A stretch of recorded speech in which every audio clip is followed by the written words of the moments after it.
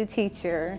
So the reason why I wanted to start Dear New Teacher actually began as a conference, a retreat that I wanted to have for new teachers, specifically teachers in their first 5 years of teaching, with understanding some of the woes and some of the challenges that they have that are never addressed in the first few years of teaching. Teaching is a profession that creates a form of isolation.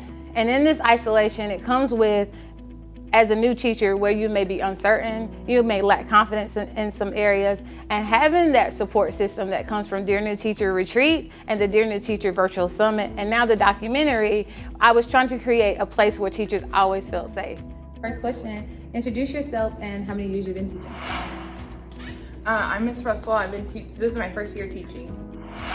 I am Mr. Belton. This is my 7th year teaching. All right, hi, I'm Sabria Jacobs. I've been teaching social studies for 4 years now.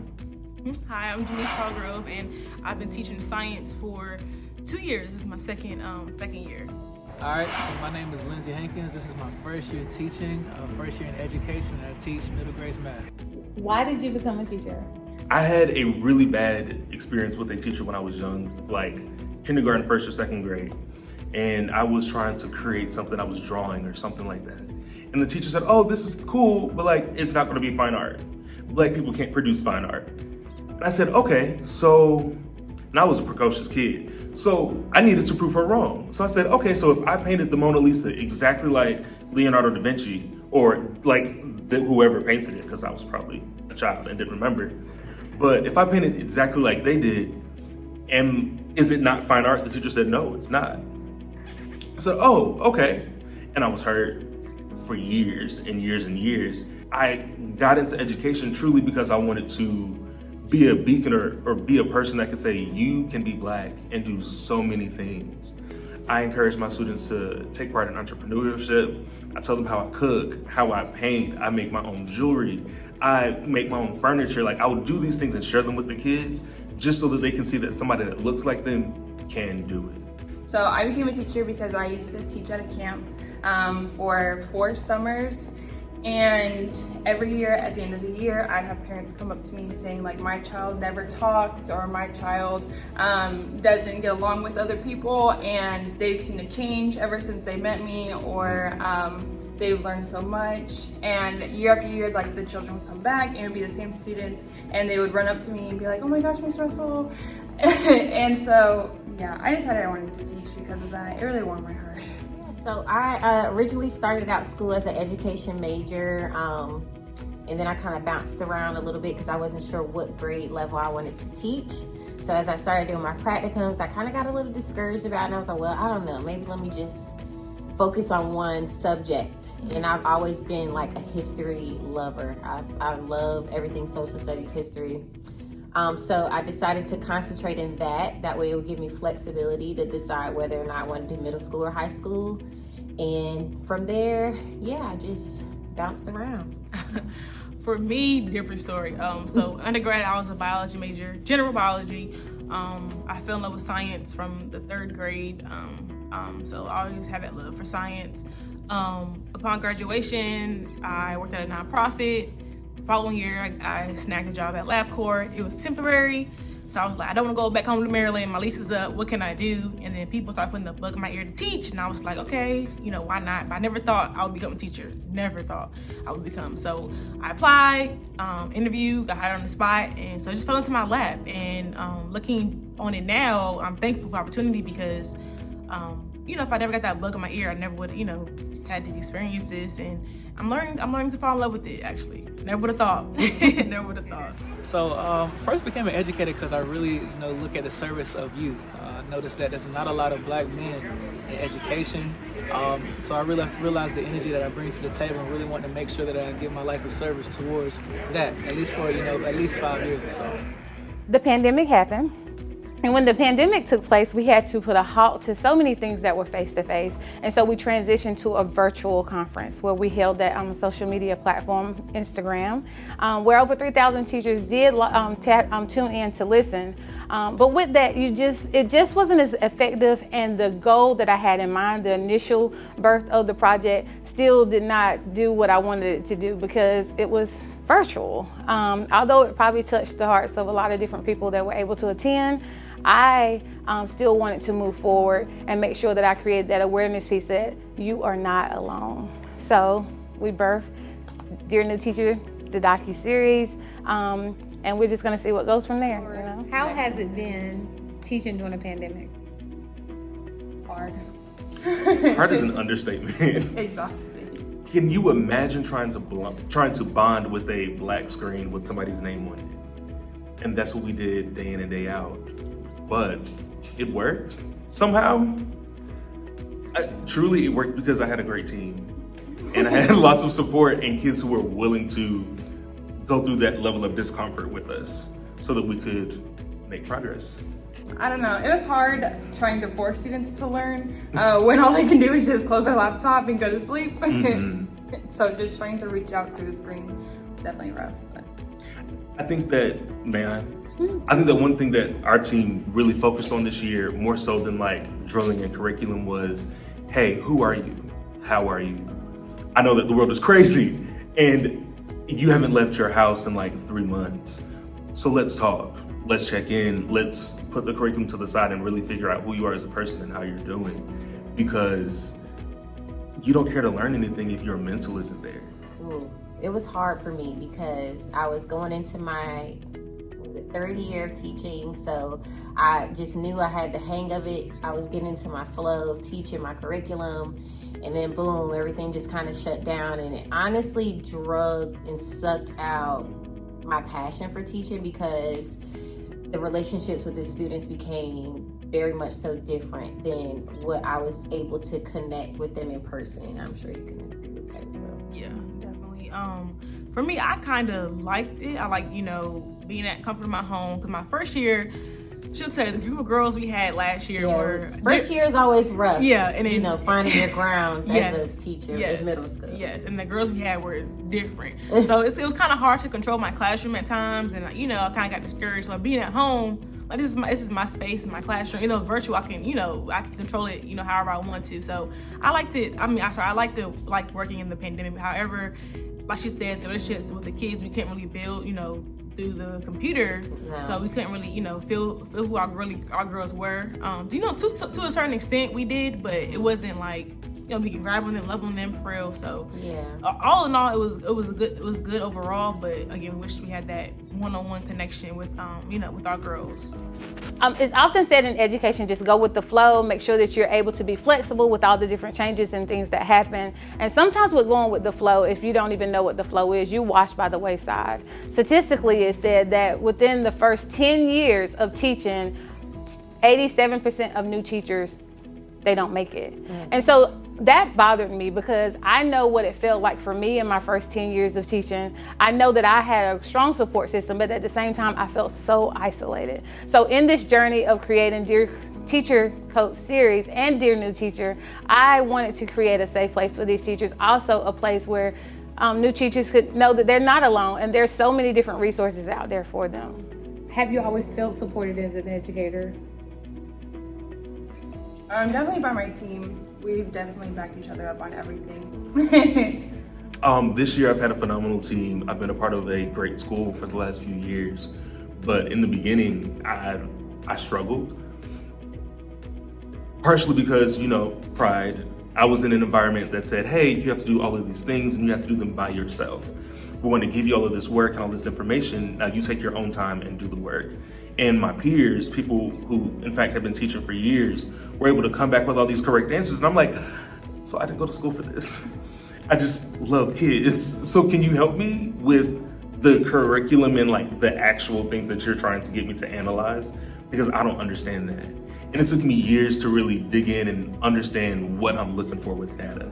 But at this school, I feel very supported, especially by my team. And when we need a mental health day, we know at that point the kids also need a mental health day. So like, we have created a bond and created a relationship where everybody's best is what we give the kids. The camaraderie and community within My school that I kind of created personally, yes. District-wise, I wouldn't say so much. And that's only because it just depends on how you come in. Like, if you don't come in with your certifications or all these like accolades that kind of make you seem like on paper you're like the #1 teacher that can perform sufficient data, it's kind of like you're swept, you know, to the sidelines a little bit. And it's like they try to support you in ways where they provide all of these different PDs and things of that sort, but nothing's really personable, you know?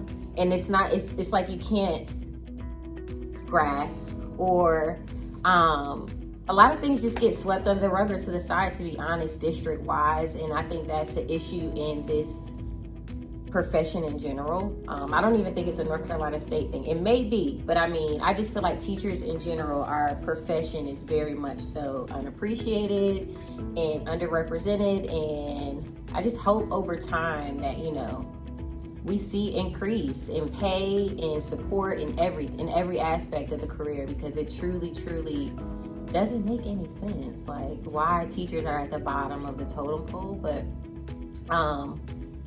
yeah, you kind of have to build your own support, I've learned over time, like especially coming in as like a BT1 or a new teacher. It's kind of like you're thrown in with the sharks, and if you don't have somebody to guide you or mentor you, you can easily like get burnt out or get bit and decide that this is not for you. So definitely you have to kind of build your own support, I would say.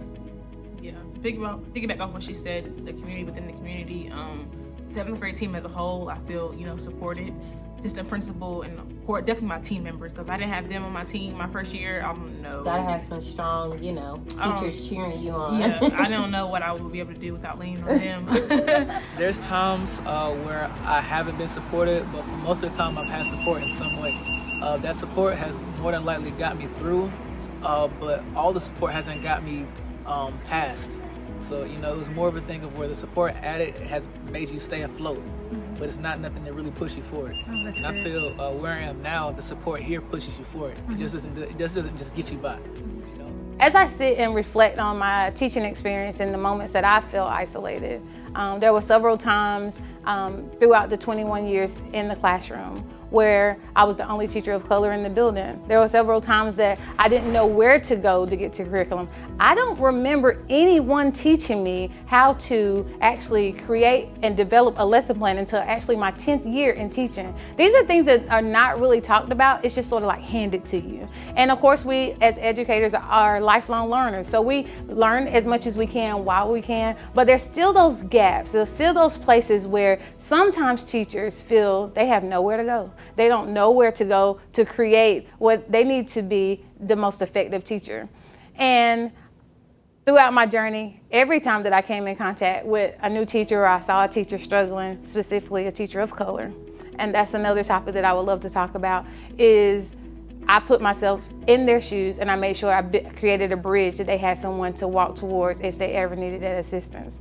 So in the reflection, I always thought about the times that I just felt so isolated. I felt so alone, and I was just trying to figure out how can I be this best teacher for these students in this class, and also the students that look like me, that 9 times out of 10 were missing out in this wonderful world of education. Because like I said, I believe in education. We just got a lot of things that we need to address and fix. Yeah.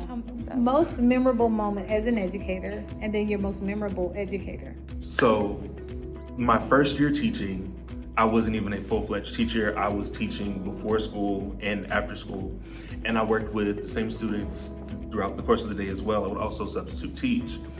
And there was this young man that came from El Salvador into 4th grade here in America.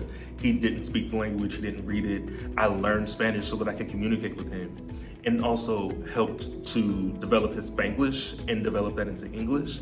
And by the end of that first school year, he came up to me, he drew me a picture, and then he opened this book and he read from it and said, "Hey, Mr. B, you taught me how to read."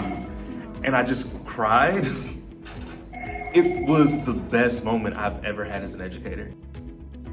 I still have that picture. It's in my closet now. Every now and then, I look at it to remind myself, like, today was a really bad day, but at some level, even if it's just one kid each day, we are making a difference. And that's what makes it worth it. My most memorable teacher, my first black teacher was Mr. Singleton. He was an Alpha, he went to BCC, and I know these things because this was the first black man that I ever had, and I had him in, 6th grade for PE. And it was just awesome to have another black man who presented masculinity differently than I had seen it my entire life, and that was really comforting for me. And my most memorable teacher is Dr. Device Babu Thomas from Howard University. She would come in, and everywhere she entered, she lit up a room. Her energy was just phenomenal, and it didn't matter what was going on in her personal life. Yes, she might tell us, but it wasn't like a, hey, this is a pity thing. Hey guys, this is me being vulnerable and this is me being real. And she would talk with us and have candid conversations. And she would also just randomly break out into song when she saw that she was losing the class. So like, a lot of what I do as an educator is based on the experiences that I've had with her, because she was a phenomenal educator and she made me want to learn. I think because we teach all girls, we get to create a lot of memorable moments. I know I have a lot. She's only been teaching for 2 years on the all-girls team, but it's just creating those relationships, those personal relationships, to where the girls really, really, really rely on you and depend on you for that love and support that they may not, necessarily be getting at home. And you really grow with these girls. You are invested in their lives. You get invited. They've seen me go through milestones. You watch them go through milestones. So just the essence of that, growing that type of like family relationship with your students, that's the most meaningful thing for me, that has been for me. And going back to like who's my favorite teacher or a favorite teacher, is always someone who I aspire to be who she was to me, to my girls, so that I kind of like learned that like being personable matters. It's not always about pushing curriculum or being strict and stern, because once you create that relationship, that personal relationship, you can get the students to do and perform however you need them to. Mm-hmm. And I learned that from my favorite teacher in high school. So yeah, I think my most memorable experience teaching was, so I said again, the girls we taught last year were different breed. So I was burnt out. I was ready, like, I'm gonna quit. So it was like going into winter break. I was like, I'm coming back, and she was in on the joke, telling the girls, I wasn't gonna return come January. So and then over the break, I had all the girls texting me, "Oh my God, they were really sad about it. You're not coming back. Oh my gosh, we'll miss you." I'm just like, you never knew how much you impacted I'm like, now you on level with me, and that really like gave me like the kick in my back to keep going. And like, okay, these girls, I really broke through to them, because I thought I did not.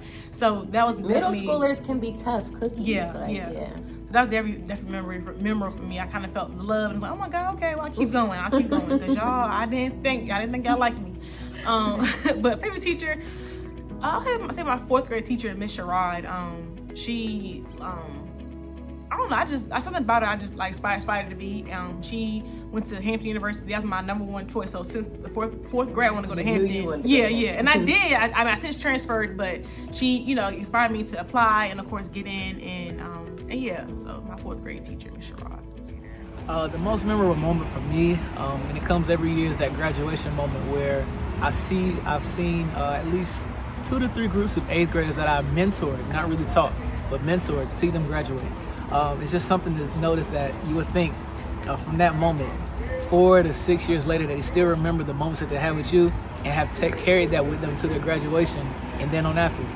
So that seeing them graduate and really be appreciative for everything that you did, although you thought it wasn't enough, for them to see that and know that they stuck with it and persevered through. Those are the memorable moments for me. I would say one of my favorite teachers, he's deceased now, was in my college career. His name was Mr. John McDonald. Taught human biology. And he was one of my few black teachers that I had. And it wasn't the content that he made, but he was very personal, and he was more of like a father figure. Me not growing up with a father myself, he actually instilled in me things like concepts that I really did not know that I still use until now. So I really wish I had him around just to speak with him now, but he was one of my greatest professors, teachers that I've had. knowing who you are is a main part, and this is no matter the profession, right? But when you know who you are and you whole as a person, that creates that character and that confidence, and also the awareness of the things that you need to develop in, or the areas that you need to strengthen because you're weak. And I believe that comes with mentorship, right? And that comes with those people that are able to share their heart with you or say, hey, I see you. It's the last day of school.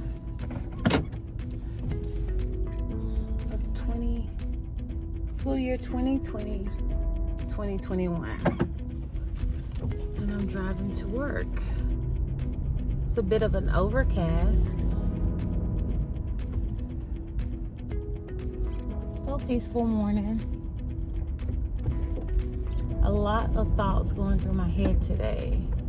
So the beauty of this is our new school teachers, our new educators, whatever role that they played during the pandemic, they're the experts in this. They will be the ones that can share their story and help future educators.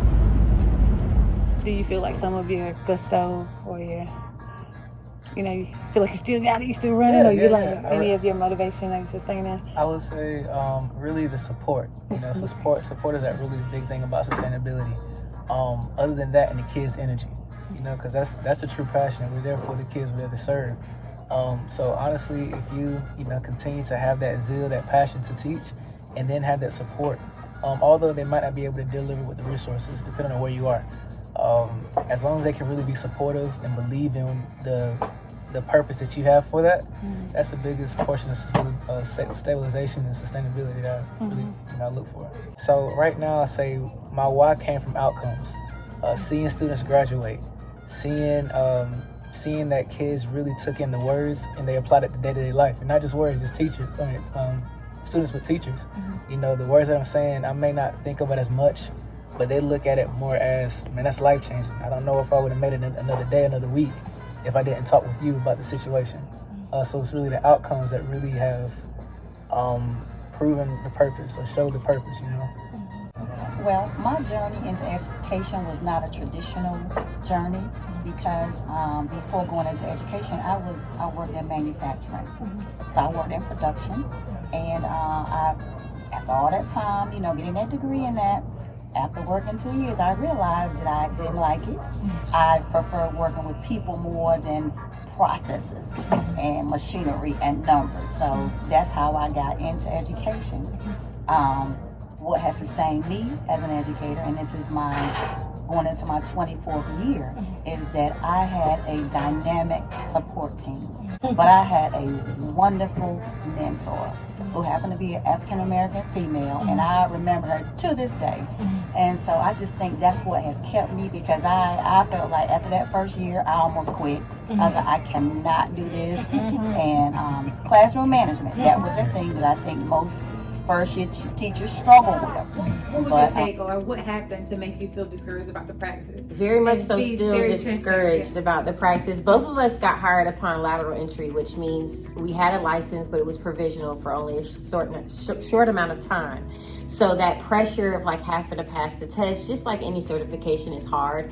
The test in general is super hard. I mean, it's like randomized questions in your content area. So if you're not a good test taker, or if you just don't necessarily have the finances to continue to pay for the test, it can be a struggle in this profession, and really kind of pull really good instructors and teachers away from having to commit to it, because it's such a hassle kind of all the way in. Yeah. And do you feel that the praxis determines whether or not you are a good educator? Capable? Absolutely no, because like I mentioned before, this is my 4th year teaching, and because my lateral entry is now expired, I can no longer grow in this profession, because it's kind of your time is up. Regardless of your experience or how good you are in the classroom, or you can pretty much out teach anybody that is certified or have passed the praxis. I just feel like it's a catch-22, because as long as you have your experience and you have the proof to show that you are a good educator, I don't think something like a praxis should hinder you from getting certified. I just feel like it should be a balance. Yeah. Thank you for sharing. Yeah, and I feel like no classroom or instruction or tests can prepare you to teach the Yeah. kids you're going to teach. Like, Right, yeah. You may have, It's a learning experience. Definitely learning experience. I think you learn as you go. Like, you get years under your belt, you become more comfortable, confident in your teaching ability, and, it goes from there. So the praxis, the instruction, certification, courses, yeah. It's a business. Yeah. So when you hear the word self-care, what comes to your mind? And then how do you practice that? So over the weekend, mostly over the weekend, I close my laptop. I do not look at my emails. I do not do school stuff. No, it's all me time at that point. So that's my biggest thing. So I've spent a lot of time just trying to find ways to sit still. On Sundays and Wednesdays, I'll put on a face mask, like one of the good old clay masks, and you can't leave the house with that on. You can't answer FaceTime, you can't be on Zoom, you can't do any of these things. I don't have my email synced to my phone, and I just really make myself sit still long enough to just relax, because I like to feel like I'm doing something even when I'm relaxing. So finding a way to make me feel like I'm doing something while I'm relaxing makes it all just like work together for me.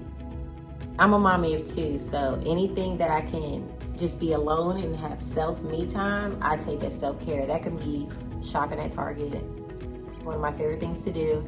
Getting a massage, just really tuning into self, and everybody's self-care looks different. So for me, it's any me time that I can legit just be alone by myself.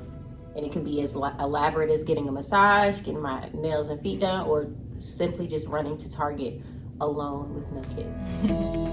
I have one word, nap. She's a nap. sleeper. I'm going to nap. 15 minutes, 30 minutes, an hour, 3 hours, I'm going to nap. Like, that's just my self-care as it is. Like, I'm not really gonna get to get my nails done or my feet done unless I really have to or whatever. But if I get some sleep, if I get sleep, I'm good. That's my self-care. Keep it simple as that. For self-care, I think about release, your fuel tank, and then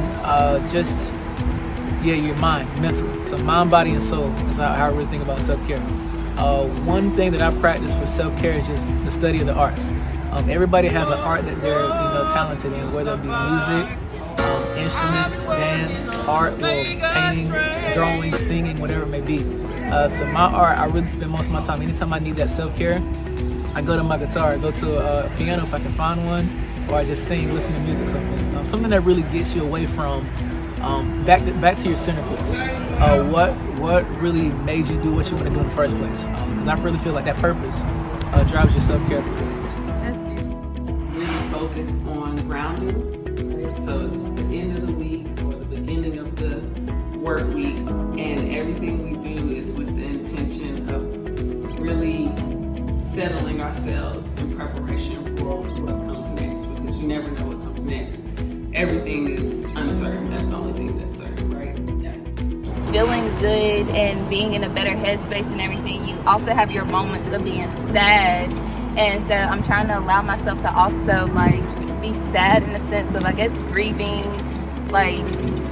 past people, past experiences, just past stuff, allowing myself to feel that pain but not stay in that spot. Sustaining financially and the impact, and how does that happen? I do remember, as a first year teacher, I had a part-time job. Many years I had part-time jobs. I worked 2-3 jobs at one time. I was married and I had 2 small children. But, it's like the work just came. They're always looking for educators. Whether it's after school tutoring, I did work at Measurement Incorporated. That was always a good summer hustle, Get the $11 an hour. So, but yeah, there comes a sacrifice with that as well. But yeah, it's always been a struggle. We just know we're never going to get paid like others do. And I guess one thing that I think about, I just thought about today, I feel like I don't have a legacy to leave for my kids. My salary has increased, but it's still, because the cost of living increases.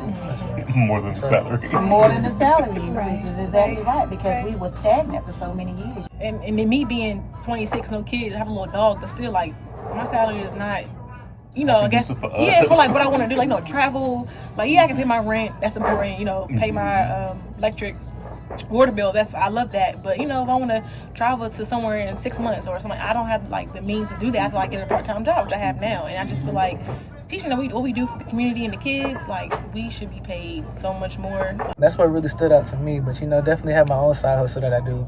But not just stopping there. I'm trying to residual income, different passive incomes, just to continue that going. So I'm doing this while I am, but just because of the way the system is, I can't really afford to stay here.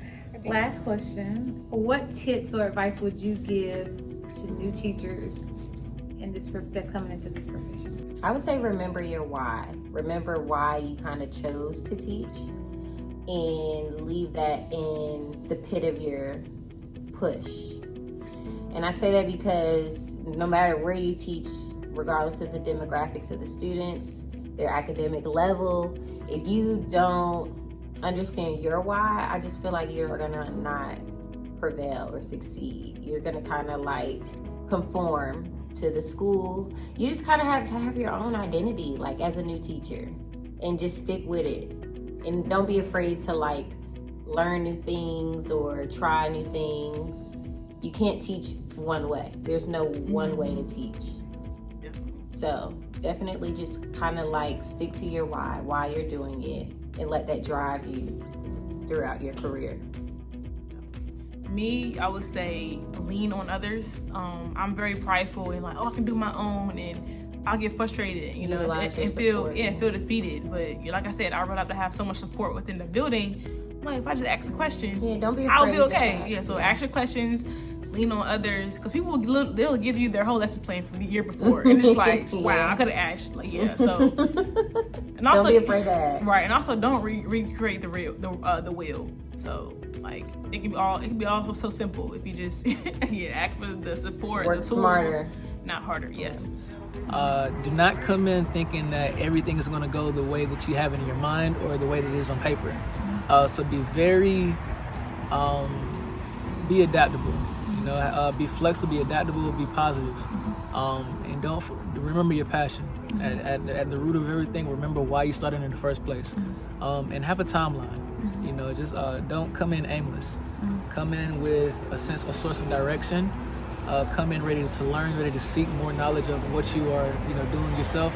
And then you're in education, so you're part of human services. So come in ready to engage. You're going to be tired. That's a part of the job. But just come in ready to engage and seek the most and do the most for who you serve. So, Dear New Teacher documentary and retreat, I'm so excited to announce this and also to launch this. You'll be able to find this documentary on my YouTube channel, Everette Rawls TV. And also the link is always going to be in my bio for all of the resources that we have. But I hope you go there to like, subscribe, and to share. Use this in any ways that you see fit, to teach, to create, and also to make an awareness for anyone that possibly feels that they are alone in this profession, or to use as professional development to let other teachers know that to teach, even to teach admin or people in leadership roles what their teachers are experiencing. Connect with people that build you up, strengthen you in areas that you are weak. But also, I want to encourage you to learn as much as you can while you can. No one can ever take away what you know. Whether you're in the classroom, whether you elevate to a coach, whether you move forward and say you want to impart into educators and become an administrative role, learn as much as you can while you can, and always have the heart of a teacher.